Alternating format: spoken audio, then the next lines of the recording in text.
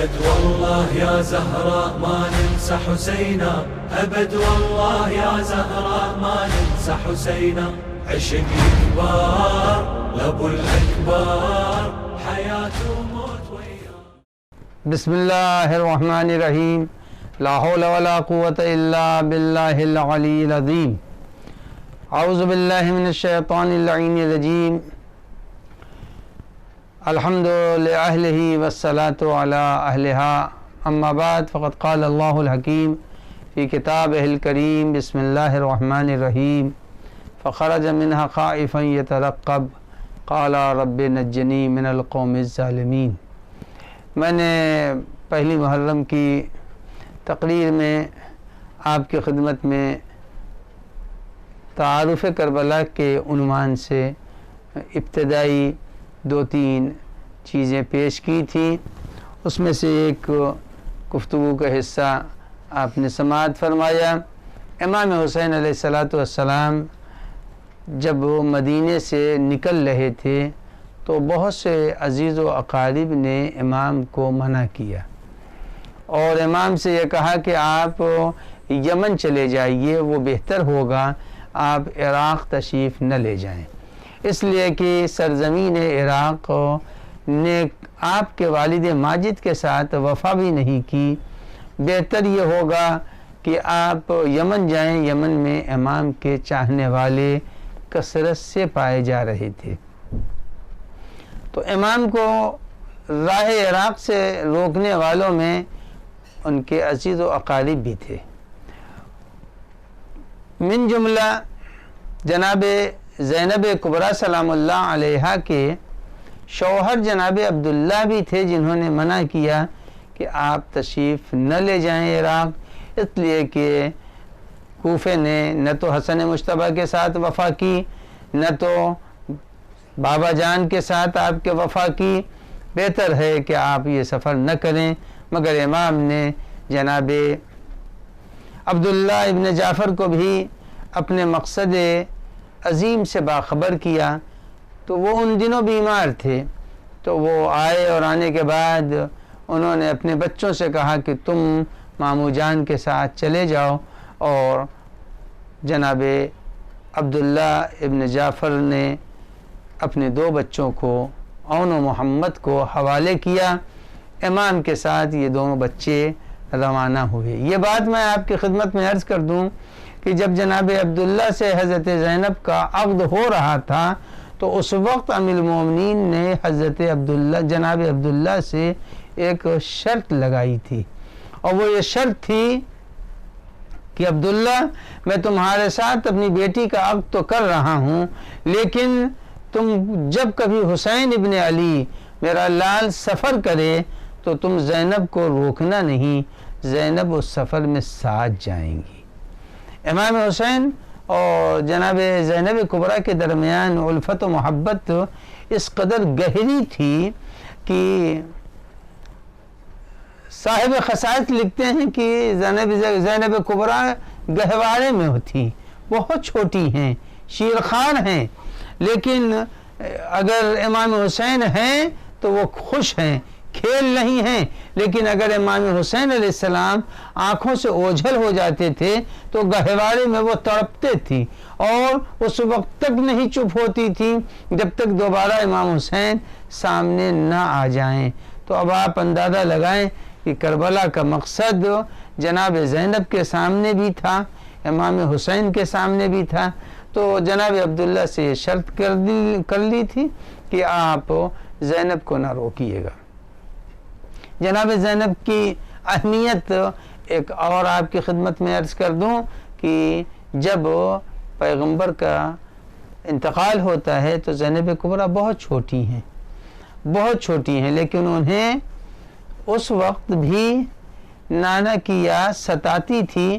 لہذا حیات زینب کبریٰ میں یہ ہے کہ وہ جب بھی گئی زیارت پیغمبر کے لیے تو رات میں نکلتی تھی، لیکن ان کی پردہ داری کے لیے امام حسن امام حسین ہوا کرتے تھے. کم سن ہیں ابھی، لیکن اس کے باوجود ان کی پردہ داری کے لیے امام حسن امام حسین گھر کے بزرگ ان کو لے کے پیغمبر کی قبر مطہر پر جایا کرتے تھے۔ تو امام حسین کے ہمراہ جو لوگ چل رہے تھے اس کے اندر زینب کبریٰ عورتوں میں سب سے زیادہ نمایاں تھیں، اور مردوں میں حضرت عباس ابن علی علیہ السلام بہت زیادہ نمایاں تھے۔ سفر کربلا کا تعارف کراتے ہوئے میں اتنی بات عرض کر دوں کہ منصوبہ یزید کو امام حسین نے مدینے ہی میں ٹھکرا کر ساری اس کی حقیقت کو آشکار کر دیا۔ آج کا میڈیا نہیں تھا، میڈیا اس زمانے کا ہے۔ اس زمانے کے میڈیا کے اعتبار سے امام حسین علیہ السلام تشریف لے جا رہے ہیں، اور جن جن راہوں کو مدینے سے وہ روانہ ہوئے، اور بعض کہتے ہیں کہ 5 شعبان تھی، کچھ کہتے ہیں کہ نہیں 3 شعبان تھی، بہرحال تقریباً 1 ہفتے کا فاصلہ ہے مدینے سے کربلا کا، اور اس میں خواتین بھی ہیں، بچے بھی ہیں، سب کو امام حسین علیہ السلام آمادہ کر رہے ہیں۔ جب سب کو آمادہ فرما رہے تھے تو رخصت کا وقت آیا۔ جب رخصت کا وقت آیا ہے تو یہ وقت عجیب و غریب ہے۔ سارا محلہ بنی ہاشم امام حسین کو رخصت کرنے کے لیے آیا۔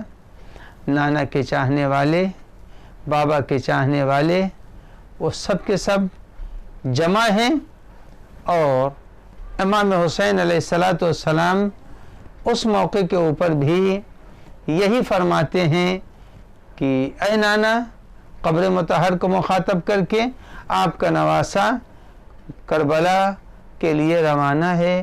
آپ کا نواسا اور آپ کی بیٹی کا بیٹا فاطمہ کا لال کربلا کے لیے روانہ ہے، مدینہ چھوڑ رہا ہے۔ اب آپ کی قبر کے اوپر حسین کبھی نہیں آئیں گے، یہ کہہ کے امام حسین مخاطب ہیں قبر سے، روانگی ہے۔ اور جب روانگی ہے تو حسین کی ایک بیٹی کے لیے ملتا ہے جن کا نام صغرا ہے۔ وہ صغرا اپنی کسی مجبوری کی بنیاد پر، کہا تو یہ جاتا ہے کہ بیمار تھی، بہرحال مصلحت امام جو بھی رہی ہو وہ امام کے ہمراہ نہ ہو سکی، اور چند ہی دن پہلے علی اصغر علیہ السلام کی ولادت ہوئی ہے، اس لیے کہ میدان کربلا میں وہ 6 مہینے کے ہیں، لہذا بہت ہی مختصر مدت ہے اس شیرخوار کی ولادت کے، اور جناب صغرا اس بچے سے بے حد مانوس ہو چکی ہیں۔ چند ہی دنوں کے بچے سے بے حد الفت ہے، ہر بہن بھائی کے درمیان یہ الفت ہوتی ہے۔ جب چلنے لگے تو جناب صغرا کی گود میں علی اصغر علیہ السلام جب پہنچے ہیں تو لپٹ گئے، اور جب لپٹ گئے تو بار بار جناب رباب ان کو بلا رہی ہیں، لیکن وہ صغرا کی گود چھوڑنے کے لیے تیار نہیں ہیں۔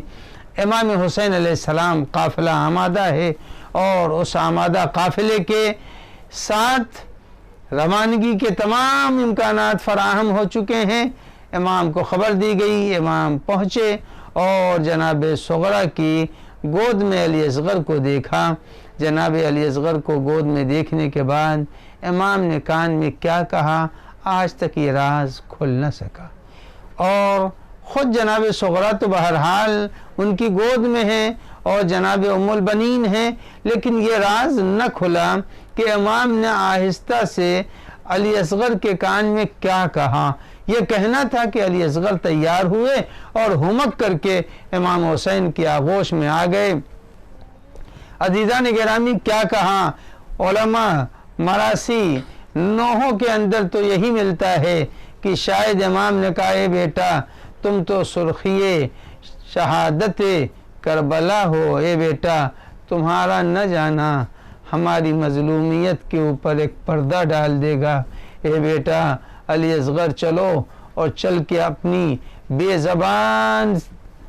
زبانی سے ہماری شہادت کی تفسیر بیان کر دو۔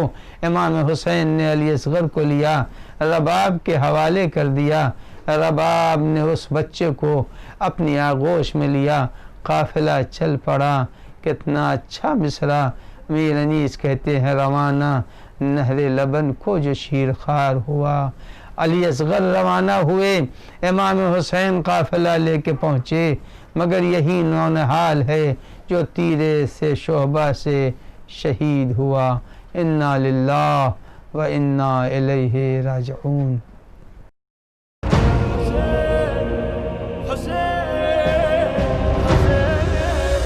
أبد والله يا زهراء ما ننسى حسينا، أبد والله يا زهراء ما ننسى حسينا، أبد والله يا زهراء ما ننسى حسينا، أبد والله يا زهراء ما ننسى حسينا. عشق كبار لأبو الأكبر، حياة وموت وياه.